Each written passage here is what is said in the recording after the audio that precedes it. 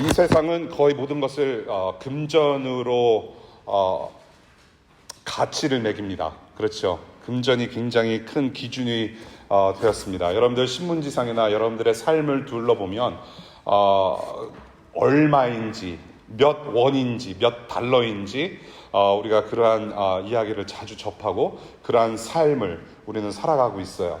여러분들 신문지상 보면은 뭐 여러 가지 사건 사고가 있는데 사고를 누가 당하면 보상금은 얼마나 받는지가 가장 중요한 기사로 이렇게 올라올 때가 있죠. 예, 그리고 뭐 연예인들이 뭐 건물을 샀는데 시가 얼마에 뭐 팔리고 샀다라는 이야기들도 많이 보게 되고요. 그래서 우리는 그런 금전의 기준이라는 그 어떤 가치에 우리는 쉽게 많이 노출이 돼 있어요. 심지어는 어떤 분이 여러분들의 몸, 우리 사람의 몸이 금전으로 따졌을 때 얼마나 되는가 따져봤대요. 그래서 머리카락, 손톱, 발톱, 내장까지 다 합쳐보니까 약 32불 50전 정도 되는 가치를 가지고 산다라고 얘기를 해요. 그러니까 저와 여러분들은 그거밖에 안 되는 거예요. 몸뚱아리가.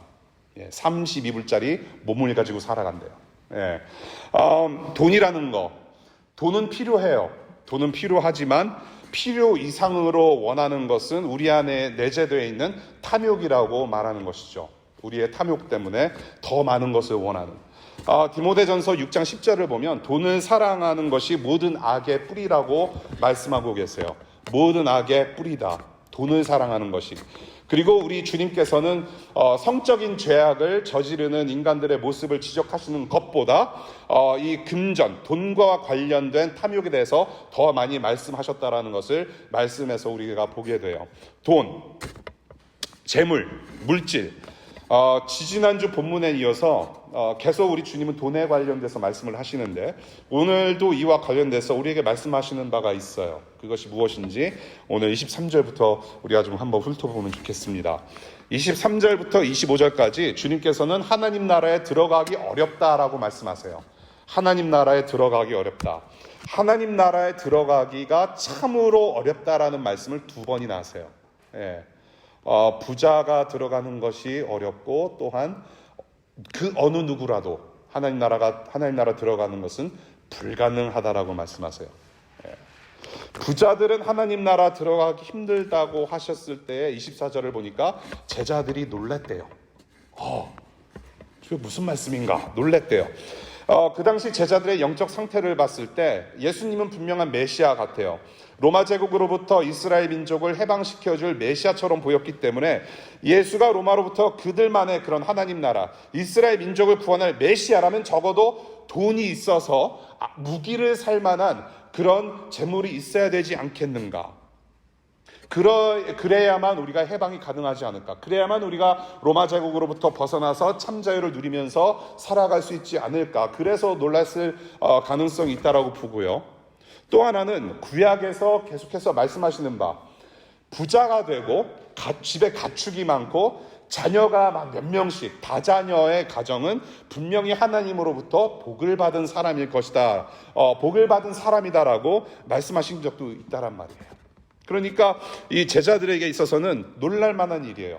분명히 하나님의 복의 표시로서 주님께서 말씀도 하셨고 그리고 돈이 있어야만 로마 제국을 이기는 어떤 그러한 이길 수 있는데 지금 주님께서 이상한 말씀하신단 말이죠. 자신들이 배웠던 어떤 하나님 나라, 자신들이 배웠던 하나님의 말씀과는 모순된 말씀을 하시기 때문에 놀랄 수밖에 없다. 하나님 나라에 들어가는 것이 얼마나 어려운가를 25절에서 말씀하세요. 우리 25절 볼까요? 부자가 하나님의 나라에 들어가는 것보다 낙타가 바늘귀로 지나가는 것이 더 쉽다라고 말씀하셨어요. 자, 부자가 하나님 나라에 들어가는 것, 그리고 낙타가 바늘귀를 지나가는 것, 사실은 이 두 가지가 다 불가능한 거예요. 어떻게 낙타가 바늘귀로 들어가요? 아무리 이게 좀 임산부도 있고 참 죄송한 말씀인데요. 낙타를 이렇게 갈아서 가루로 만들지라도 바늘귀로 지나가는 건 힘들 거예요. 다 불가능한 거예요, 사실은. 사람이 하나님 나라 들어가는 것, 낙타가 그 당시 중동 지방에서 가장 큰 짐승으로 알려졌던 낙타가 바늘귀로 들어가는 거 다 불가능해요. 그냥 쉽게 말씀을 드릴게요. 제가 갑자기 이 순간에 현빈으로 변한다라는 거. 현빈하고 저랑은 이렇게 쉐어하는, 공유하는 바가 있어요. 품절남이라는 거 외에는 달라요. 제가 갑자기 현빈이 될 수 없어요. 기적이에요. 그러면 불가능해요. 다. 그 당시 예루살렘 성 대문 옆에 바늘기라고 하는 작은 문이 있었대요. 그 작은 문이 별명이 바늘기라고 하는 거예요. 그래서 낙타가 짐을 싣고 가는데 대문으로는 통과할 수 있어도 작은 문으로는 그 짐을 싣고 지나갈 수 없는 바늘기라는 문이 있었대요. 낙타가 짐을 싣고는 통과할 수 없는 문. 자기의 짐과 자기의 수고를 지고 절대 갈 수 없는 곳. 그게 하나님 나라라는 거예요.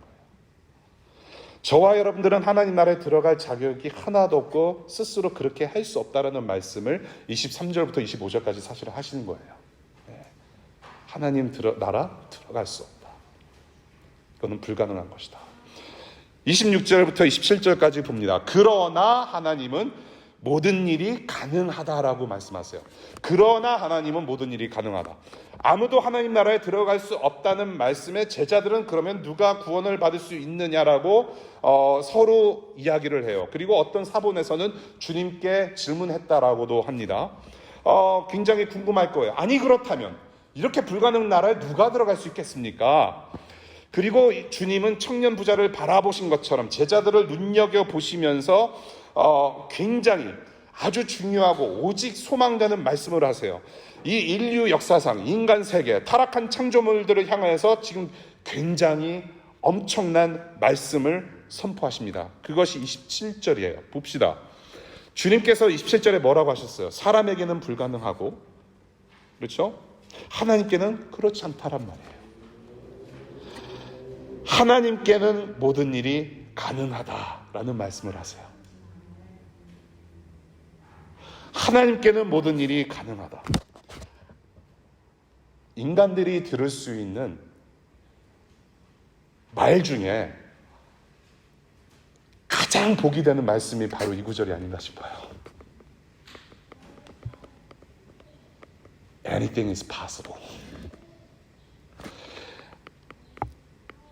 자, 하나님은 모든 것이 가능하대요. 그러면 사람이란 누구인가? 사람은 하나님대로 형상대로 지어졌어요. 그리고 하나님을 사랑하고 사람을 사랑하는 존재로 살아야 했어요. 그랬지만은 탐욕의 죄 때문에 영적으로 육적으로 영원한 죽음 가운데 살게 됐습니다. 이미 죽은 영혼이라고 표현을 해요. 에베소서 2장을 보면은 우리의 영혼은 죽어 있어요. 그리고 우리는 육체적으로 한번 공동묘지 가야 돼요. 예, 저는 우리 아이들한테 우리 아내한테 아주 오래전부터 유언을 저는 남겼어요. 예. 굉장히 이상한 사람이에요. 그렇죠? 애들이 몇 살이나 된다고 우리 젊은 아내를 갖다가 미망인으로 만들어버리는 어떤 그런 나쁜 어떤 과부로 만들어버리는 어떤 이상한 발언을 했는데 사람이란 모르잖아요. 여러분들 이 세상에 오는 데는 순서 있어도 가는 데는 순서가 없단 말이에요. 예.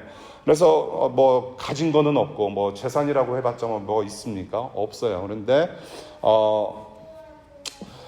내가 혹시라도 이제 없어지게 되면 그냥 땅값도 비싸고 그러니까 그냥 이렇게 잘 태워서 저 포토맥강에 뿌려라. 예, 제가 그런 유언을 남겼어요. 그랬더니 뭐 처음에는 우리 아내가 노발대발해요. 예, 그리고 나중에 이제 애들이 커서 막 노발대발하고 그러는데 그게 현실이에요. 예, 현실이에요. 예, 그래서 포토맥강에 뿌려라. 그런데 그거를 우리 잘 알고 있는 그 유언을 잘 알고 있는 우리 큰아들이 이제 그걸 가지고 저한테 협박을 해요. 만약에 이거 안 사주면 포토맥강에 안 뿌리겠다고. 예. 우리는 한 번씩 죽어요. 우리는 부활의 소망을 가지고 부활을 우리는 경험할 것이지만 우리는 이미 죽은 목숨이에요. 사실은. 예. 영혼으로는 이미 죽었다고 표현하고 영원한 죽음에 있었어요. 죽음 안에 갇혀 있었던 저주를 가지고 산 사람들이에요. 우리는. 예, 우리의 탐욕 때문에 하나님께 죄를 져서. 그런데 이러한 우리가 스스로 죄의 문제를 해결할 수가 없어요. 예, 죄의 문제를 우리가 스스로 해결할 수 없어요. 거룩하신 하나님께로 돌아갈 수 없는, 전혀 돌아갈 수 없는 저주 안에 갇힌 죄인들이란 말이에요. 예. 그래서 이 죄인들이기 때문에 불가능하다. 우리의 힘으로는 절대로 돌아갈 수 없다. 그러나 딱 한 가지 방법은 있어요. 제3자가 외부의 도움이 왔을 경우에는 살 수 있다라는 거예요. 오직 그 외에는 희망이 없는 거예요. 이런 죄인들을 구원하시려고 하나님께서 저와 여러분들을 한 명 한 명 부르셨어요. 예. 영생하는 하나님 나라로 불러들이셨어요. 그 하나님 나라로 불러들이는 것이 가능하다라는 아주 중대한 말씀을 하신 거예요. 오직 유일한 소망, 오직 통로가 되는 복음의 말씀을 하셨어요. 하나님께는 가능하다. 예. 오직 유일한 희망은 하나님께만 있다라는 엄청난 말씀 하셨어요. 그리고 28절부터 31절 볼게요. 예수와 복음 때문에 사는 자들은 하나님 나라에 들어갈 것이다 라고 말씀하세요. 모든 것을 버리고 따르는 자들, 모든 것을 버리라고 했을 때 우리 30절 한번 볼까요? 29절 보겠습니다. 내가 진정으로 너에게 말한다. 나를 위하여 또 복음을 위하여 집, 형제, 자매, 아빠, 엄마, 자녀, 논밭 버리는 사람이라고 했어요. 자, 여러분, 우리가 예수님을 따를 때, 여러분들이 처음 신앙생활 시작했을 때부터 지금 한번 둘러보세요. 우리가 예수님을 따르면서 버릴 게 이것뿐이겠습니까? 사실은 그렇지 않아요? 예. 논밭, 아빠, 엄마, 자녀, 형제, 자매, 뭐를 뜻하는 걸까요? 그 당시에 가장 중요했던 것들이었어요. 그 당시에는 가족 중심의 공동체였기 때문에 가족이 사는 데 있어서 필요한 모든 것이 여기 지금 29절에 있는 거죠. 논밭, 자녀, 엄마, 아빠, 형제. 가족 중심의 공동체에서 가장 중요했던 것. 자, 가족 중심 공동체 요소들, 그것을 버려야 한다. 그리고 뭐라고 말씀하세요? 예수를 위하여, 그리고 복음을 위하여 따르는 자들. 이런 것들 다 버리고 예수를 위하여, 복음을 위하여 버리는 자들. 자, 예수와 복음을 위하여라고 써 있어요. 한국어 성경으로는. 그런데 원어 성경으로는 예수와 복음 때문에 라는 프레이즈도 포함이 돼요. 예. 예수님과 복음 때문에 이런 것들을 버리는 자들, 예수님과 복음 때문에 이런 것들을 버리고 주님을 따르는 자들. 사실 저와 여러분들이 하나님 나라를 위해서 뭔가를 할 수 있는 것은 없어요. 예수 그리스도와 복음을 위하여, 하나님 나라를 위하여 나의 학위를 주님께 올려드리고, 나의 재능을 올려드리고, 재물을 올려드리고, 그래서 하나님 나라에 제가 뭔가를 할 수 있다면 좋겠습니다 라고 기도도 하지만은, 그렇게 노력도 하시지만은, 사실은 하나님 나라와 구원을 위해서 저와 여러분들이 기여할 수 있는 거 하나도 없어요. 예. 예수 그리스도를 위하여, 복음을 위하여, 복음을 위하여 할 수 있는 건 없어요, 여러분. 그렇다면 천국은, 그렇다면 하나님 나라는 저와 여러분들의 힘과 능력과 공로로 가는 곳이 하나님 나라가 되는 것인데, 절대로 그렇지 않다라는 거예요. 하나님 나라를 위하여, 예수님을 위하여 우리가 할 수 있는 거 하나도 없어요. 그래서 저는 이 본문을 예수 그리스도와 복음을 위하여라는 것보다 예수 그리스도와 복음 때문에 모든 것을 뒤로 한 사람들이라고 저는 그렇게 표현하는 게 맞다라고 생각을 해요. 조금 더 이해를 제대로 하기 위해서. 이렇게 주님을 따르는 제자들에게 비록 박해가 있겠지만 버린 것들을 100배로 받고 영생도 얻을 거라는 말씀도 하세요. 자, 모든 것을 버리고 가족 중심의 공동체에서 중요한 것들 다 뒤로 하고, 그 다음에 나를 따를 때에 박해도 있을 것이지만 영생이 있을 것이다라는 약속을 하세요. 다 버리고 주님 따르는 박해를 받을 거라고 말씀하세요. 왜 이러면? 다 버리고 주님 따르면 복 받아야죠. 그렇지 않아요? 아니, 다 버렸는데 주님께서 책임져 주실 건데 어떻게 또 박해받는 말씀을 박해를 이건 아니죠. 그렇지 않아요? 이게 말이 돼요? 주님을 믿고 따르고 내가 다 버리고 지금 내 배도 버리고 왔는데, 그물도 버리고 왔는데, 그물이 얼마예요? 정말 비싸잖아요. 다 버리고 왔는데 왜 또 힘들어야 합니까? 지금 남자 13명이서 지금 이런 얘기를 하고 있는 거예요. 여러분들 남자 10명만 모여도요 아주 구질구질해요. 예수님을 비롯해서 남자 13명이 지금 이런 얘기를 하는 거예요. 아니 따라왔는데 지금 무슨 얘기하는 겁니까? 지금도 힘들어 죽겠는데 배불리 먹지도 못하고 지금 예수님 따라다니면서 이런저런 일 겪고 있고 지금 무슨 말씀하시는 거예요? 우리가 박해를 받다니. 그리고 박해를 받는데 어떻게 100배로 다시 돌려받을 수 있는가? 정말 납득이 안 돼요. 네. 어떻게 박해받으면서 다 돌려받을 생각을 해요?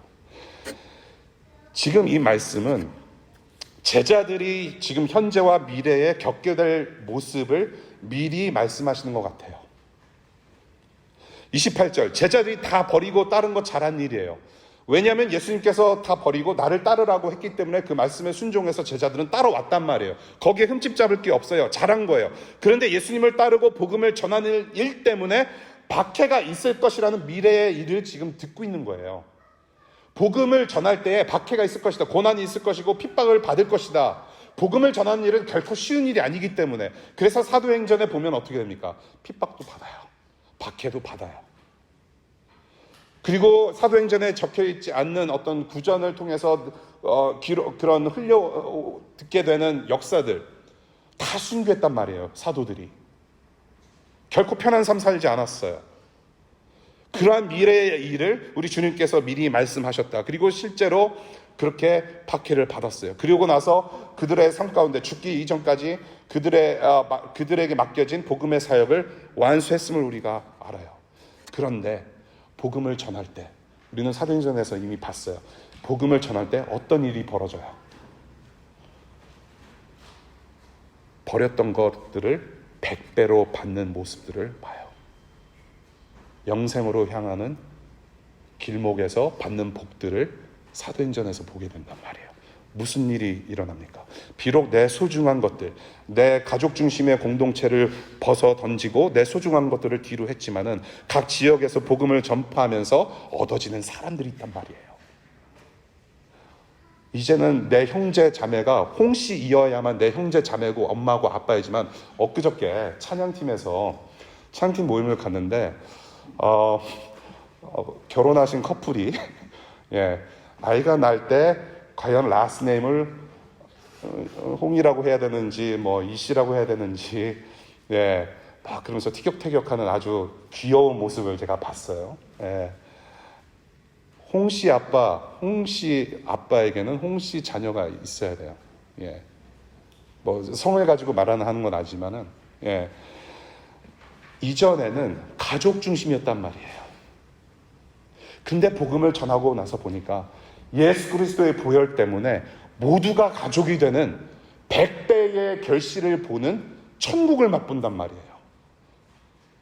전에는 내가 집이 한 채밖에 없었는데 들어가는 곳마다 복음을 받아들이고 예수 그리스도를 주로 영접하는 집집마다 내 집이 됐단 말이에요. 그런 100배의 결실을 봤단 말이죠.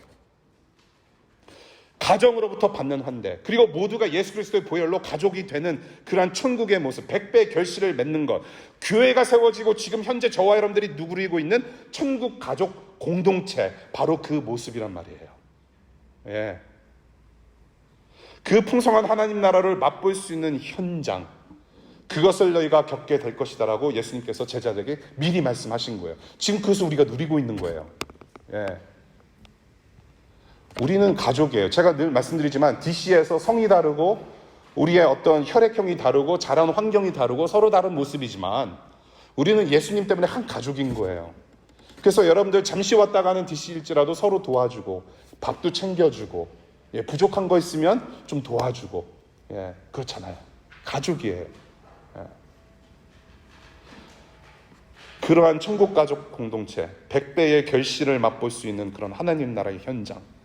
그래서 지금 30절까지의 말씀을 좀 우리가 살짝 정리를 해보자면요.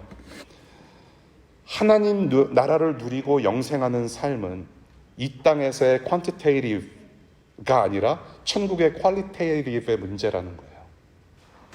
퀀티티, 양의 문제가 아니라 이 땅에서의 양의 문제가 아니라 하나님 나라의 질적인 문제를 다루고 계시다는 거예요. 예.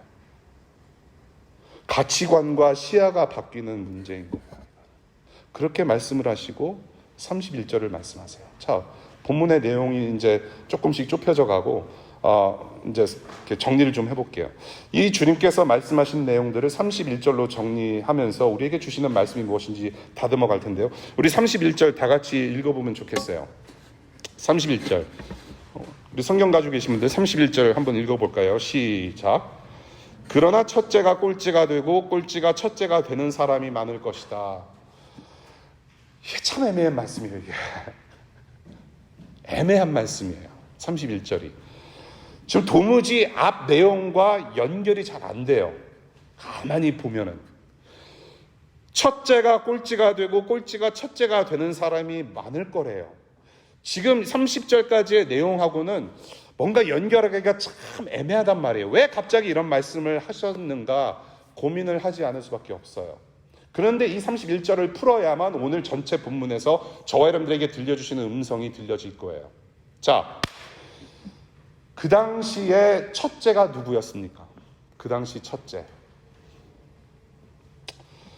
그 당시 첫째. 자, 여러분들이 이해를 돕기 위해서 돌탕의 비유를 한번 들어볼게요. 돌아온 탕자의 비유 아시죠? 예, 이 돌아온 탕자의 비유. 재산이 많은 아버지한테 재산을 좀 얻어다가 집을 떠나서 다 탕진해버린 그런 둘째 아들 녀석, 아들 놈의 이야기예요. 그렇죠? 근데 참 나쁜 놈이에요. 왜 더 나쁘냐면 아버지가 아직도 살아계신데 유산 달라고 한 놈이거든요. 예, 나쁜 놈이에요. 제가 우리 큰아들이 뭐 가진 재산은 없지만 큰아들이 그렇게 들어오면은 죽죠. 예, 그런데 아버지는 내주셨단 말이에요. 예. 내주셨는데 그것을 아들이 가지고 길을 떠나서 다른 데서 탕진하고 돌아와요. 근데 문제는 이 돌아온 탕자, 돌탕 자체에 있는 것이 아니라 문제는 그 큰아들, 이 돌아온 동생의 형이 문제라는 것을 지적하면서 예수님이 비유를 끝내세요. 그 형이 어떻게 합니까? 저 동생 놈의 새끼 아버지 유산을 다 탕진하고 돌아왔는데 아버지가 동생을 위해서 잔치를 베풀어? 소를 잡아? 돼지를 잡아? 야, 이거는 뭐 말이 안 되는 거예요. 나는 아버지께 순종해서 집을 잘 지켰고 아버지 일 열심히 잘해서 옆에 붙어 있었는데 저 아버지 재산을 탕진한 놈을 저렇게 어떻게 잔치를 벌일 수가 있습니까? 라고 불평하면서 예수님께서 비유를 끝내세요. 돌탕의 비유. 그 첫째가 누구였어요? 하나님을 안다라고 자부했고 하나님의 말씀과 율법을 잘 안다라고 자부했던 유대인 종교인들을 향해서 쏟아냈던 주님의 말씀이셨어요. 그 사람들이 첫째인 거예요. 여기서 대조가 보여요. 본문에서 대조가 보여요. 모든 것을 버리고 주님을 따르는 제자들, 그리고 말씀을 잘 알고 있다고 자부하면서 주님을 따르지 않는 지금 종교인들이 서로 대조를 이뤄요. 서로 맞보고 있어요.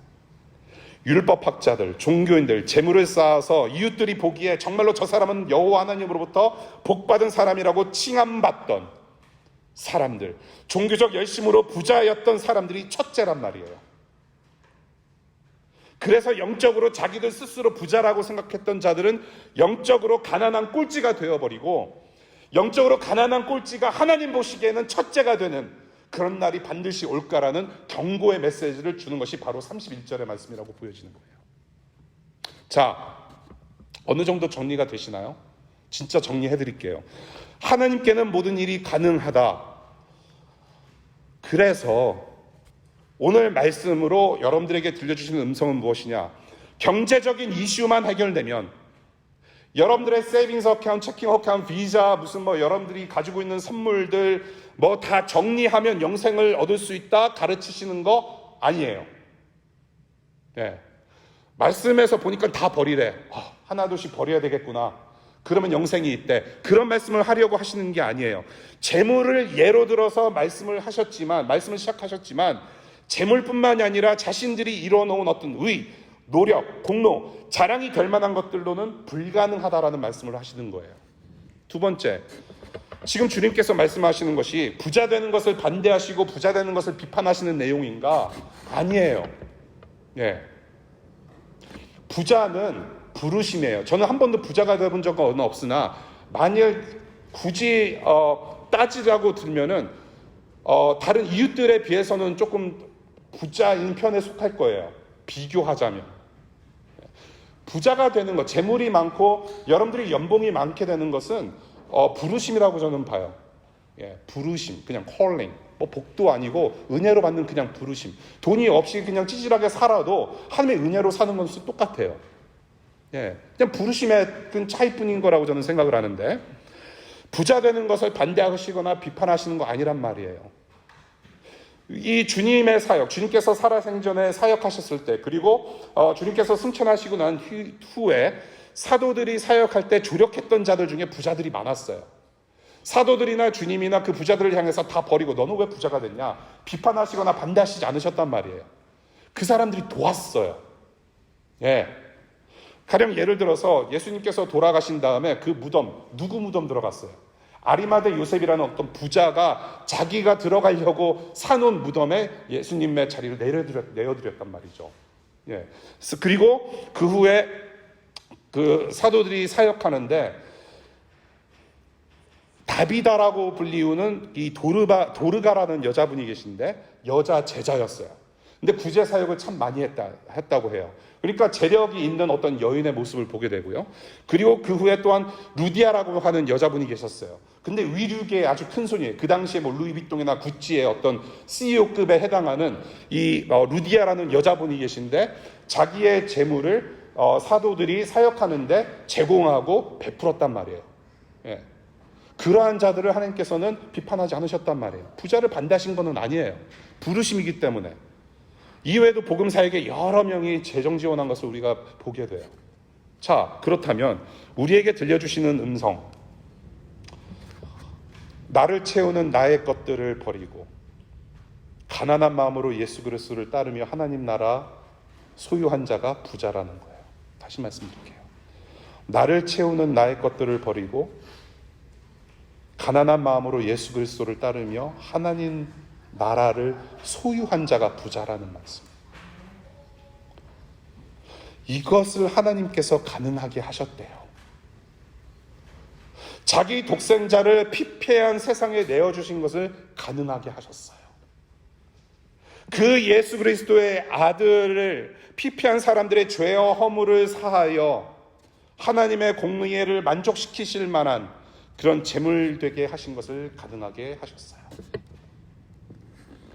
그 죽음의 공로가 우리 것 되게 하신 것을 가능하게 하셨어요. 그리고 그 죽었던 예수 그리스도 독생자를 살려내신 것을 가능하게 하셨어요. 그리고 부활하신 예수 그리스도 독생자 예수를 믿는 믿음으로 저와 여러분들도 부활 생명 참 생명을 살 수 있도록 가능하게 하셨어요.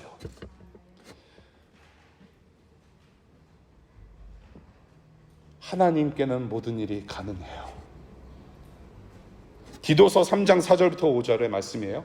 우리의 구주이신 하나님께서 그 인자하심과 사랑하심을 나타내셔서 우리를 구원하셨습니다. 그분이 그렇게 하신 것은, 그분이 저와 여러분들을 구원하신 것은 저와 여러분들이 우리가 행한 의로운 일 때문이 아니라 그분의 자비하심을 따라 거듭나게 씻어주심과 성령으로 새롭게 해주심으로 말미암은 것이라고 말씀하세요.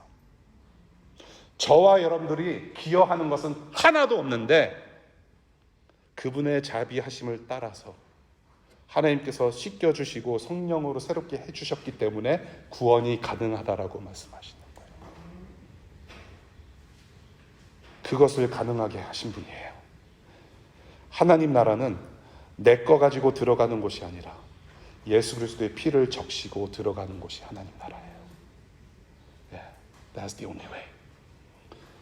지금까지 그래서 10장으로 하나님 나라 들어갈 자격, 하나님 나라에 누가 들어갈 수 있는 것인가 내용을 이렇게 정리할 수 있겠어요? 영적 간음을 하지 않고 어린아이처럼 오직 하나님밖에 의지할 수밖에 없는 가난한 사람만이 하나님 나라에 들어갈 수 있다. 가난하십시오, 여러분. That's the only way. 가난해야 됩니다. 3J, 세 가지 J가 있어요. 우리 아시는 분들은 아실 거예요. 세 가지 J. 재물, 직업, 그리고 재능. 다 J로 시작해요.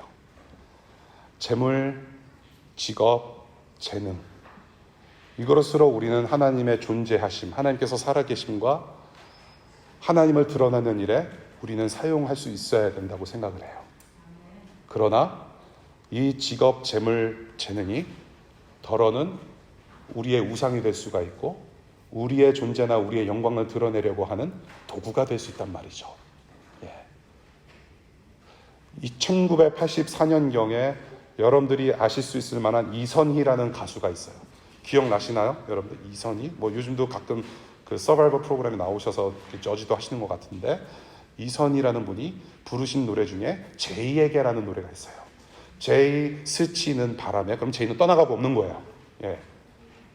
전도서에서 뭐라고 말해요? 재능, 재물, 재능, 직업 다 부유한 거 바람처럼 말라간다라고 헛되고 헛되다라고 얘기해요. 이것만 있으면 행복하리라 붙들고 있는 모든 것들, 그것이 여러분들의 직업이 될 수 있고 재물이 될 수 있고 재능이 될 수가 있어요. 특별히 DC에서 살면서 내가 붙들고 있는 것, 이것만 있으면 나는 행복해라고 붙들고 있는 것들, 여러분들이 가지고 있는 인생의 모든 옵션들을 다 내려놓고 주님 없이는 살 수 없다라는 이 가난함이 우리가 주 안에서 누릴 수 있는 참된 부요이자 생명임을 잊지 마시기를 바라요. 그것만이 길이에요. 가난해지십시오. 그래서 주님은 지금 우리에게 아직도 말씀하세요. 마태복음 5장 3절, 마음이 가난한 사람은 복이 있다. 하늘나라가 그들의 것이다. 기도하겠습니다.